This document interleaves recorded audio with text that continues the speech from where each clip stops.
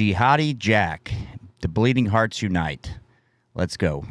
5 years ago, at the age of 18, Jack Letts, known as Jihadi Jack, left his middle-class home in Oxfordshire, left his parents and their organic farm, and travelled to the heart of the Islamic State, Raqqa in Syria. He was subsequently captured by Kurdish forces in 2017 while trying to flee to Turkey, and is now being held in Kurdish-controlled northern Syria. Earlier this year, various interviews with Letts were broadcast in the presence of his captors and, according to his parents, under duress. Why does a kid like this join the jihadis? Looks like his parents had a decent life for him. He's not Muslim. I don't get it. Are these kids seeking attention and belonging so much that they do this kind of thing? And what do you guys think about? Should the UK government have yanked his passport? My vote is hell yes. I was an idiot. Not that. Yes, I'm not trying, like I said, I'm not trying to make myself innocent. I was, according to this definition, of course, I was a terrorist. But you made the conscious decision. I made the conscious decision to join leave. ISIS. Yeah, I mean that's the. Yeah, that's right, buddy. That's what everyone's decided. But are they right to have decided that? Well, I didn't come with the intention to join ISIS, but like I said, Yani, you get taken by the current. Now he's been stripped of his British citizenship. It was, according to the Mail on Sunday today, one of the final decisions made by Theresa May's government. Do you think that punishment fit the crime? I do. He's 18. If he killed somebody, he'd be in prison. And why would you want to take this dirtbag back? Does he have a mental illness? Maybe. It's a very difficult question, and I want you guys to put in the comments what you think, because my vote is unload him. I hope we do that. We've had several of these jihadi brides in the United States that go over from Alabama. They get there and get raped and decide, we don't like this. We want to come back with our kid. And guess what? We, the taxpayer, get to pay for it. I personally don't want to. Under international law, it's illegal to leave someone stateless. But Letts has dual British-Canadian citizenship because his father is from Canada. The Home Office will not address specific cases, but a spokesperson said, "Decisions on depriving a dual national of citizenship are based on substantial advice from officials, lawyers and the intelligence agencies. This power is one way we can counter the terrorist threat posed by some of the most dangerous individuals and keep our country safe." This case mirrors that of Shamima Begum. Her British citizenship was also revoked. At the time, the Home Secretary, Sajid Javid, said she could try to claim Bangladeshi citizenship because of her background. With the most recent... Yeah, that'd be fitting, right? She can go from living in the UK, go to Bangladesh. See how that fits for her. I'm a big proponent of this. Now, this kid knew that this could happen. He should have known. And so when they do it, he can go live in Canada, because they didn't get to it first. That's why Canada's pissed about this. The UK got to it first. Now he gets dumped in Canada, and they can pay for his nut job problems. Decision by the British government, what to do next with Jack Letts, is now down to the Canadians. Last year, CBC News broadcast sections of Letts' conversations in captivity with Canadian consular officials. Preferably, I want to come to Canada, but any place other than here is better. Tell my mum I'm sorry. Tell my dad I'm sorry. Tell them if I ever get out of this place, I'm going to try and be a better person. The problem.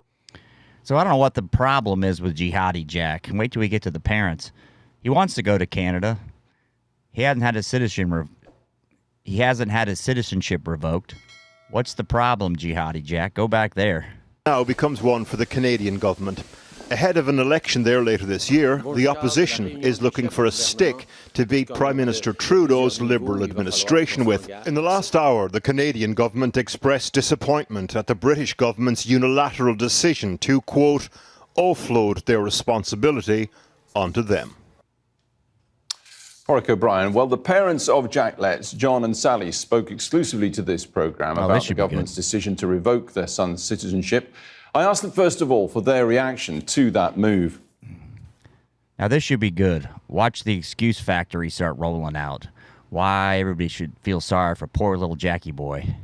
Quite a shock. It's kind of like you're kicked in the gut. It's not that we weren't entirely not expecting it. But it's quite a blow, and I think my first concern is how Jack will feel when he hears about it. We don't know if he has, but that's the emotional response. But actually, I think it's also really disappointing to see that that's how the British government is dealing with this issue. Jack, what should they do? If I could ask this guy, what do you recommend we do with your son who went to fight against our citizens for the Taliban? I don't know what else you could... I mean, we could try him for treason. Maybe that would be better fitting. What do you guys think? Obviously not the only person in this case, but it seems that to me that it's just shirking responsibility and passing the buck off to the Canadians. I mean, we're all Canadians, and I know Canada has a more enlightened approach to some of this. Enlightened approach? Come on now. What do you guys think? Is this an enlightened approach? I call it the Canadians didn't get to it soon enough. Canada and the UK are both super liberal. So I don't think we're talking about somebody who's really conservative and somebody who's very liberal. They just didn't get to it fast enough. And are just as hard on terrorism as anyone. But I just think that they're passing the buck, really. And it's kind of disappointing. I really thought we were going to be able to resolve issues here. It was a real shock that that your government can do this to you without any form of redress or discussion or way of actually contacting. He was with the Taliban. We have no idea what he really did with the Taliban. So effectively, it's treason. So we can come back and try him for treason and then hang him. That's a resolution. We're in contact with the Canadian government. And as I say, I think they will have a more progressive way of dealing with this, maybe looking at the actual evidence behind this. I mean, it's interesting that this stripping of his citizenship, the reasons are apparently in the public interest, but yet in the same document, which I have right here, says it's not in the public interest for the British people to know why. Justice doesn't seem to be able to happen here. He's not allowed a lawyer. I thought that British citizens had certain rights. I thought we had the right to, innocent until proven guilty, the right of a trial, the right of free speech. None of that seems to occur. And none of that... He admittedly said he went to join the Taliban. There's no argument there. I agree, everybody deserves due process. But he admitted on camera he went to join the Taliban. I don't know what else needs to be said. Seems to be in the public interest, according to Sajid. So I think he's the one who's maybe in denial about the truth about Jack and what Jack didn't do. It's not us who are in denial and naive. I think it's maybe Sajid that's a bit of a coward and is in denial and naive. And obviously it's his last act, and he can move on and not have to even justify it. So, all right, that's enough with him.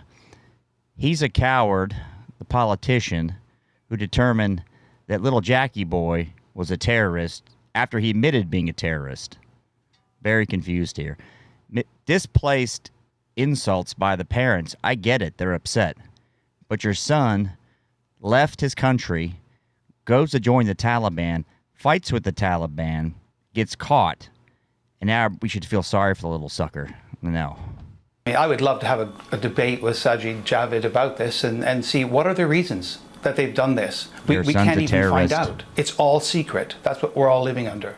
I think Jack wants to come back to whatever country will take him, and he was under the impression that actually Canada was more expressed a willingness to have him back, and that's certainly what we've been told by the Canadian government, that they've been making every effort to bring him back. In fact, They were very close, we know, to bringing 11 Canadians back sometime last year, and then that all fell apart under pressure of the British.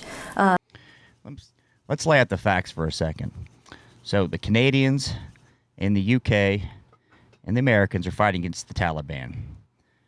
Citizen goes to fight with the Taliban. Now, Jackie Boy's the enemy. So we should take him back and, of course, take him with his cultural beliefs now and feel sorry for him, and he can get on the Canadian welfare system or the UK's welfare system if they take him. Why would anybody do that? Would you invite somebody into your home that tried to kill you and say, come over for dinner, we should feel sorry for you? No, hell no, we wouldn't. We actually have no proof of life. We get the occasional letter from the Red Cross. How do I know how he is? He could be dying of kidney disease, which we know is in the family. There's all sorts of issues. We know he's been tortured. I have no idea. I want him out of his situation, and I want him to face justice if indeed he's done something wrong. I fervently... All right, that's enough of these idiots. He's done something wrong. He went to fight with our enemy, with the enemy, said it on tape, gets caught, and now he's a crybaby. That's classic for this little brat. What do you guys think we should do with little Jackie Boy? And put Jackie Boy in the comments. If you're new to the channel, thanks for stopping by. For my current subscribers, I appreciate you. Thanks for watching.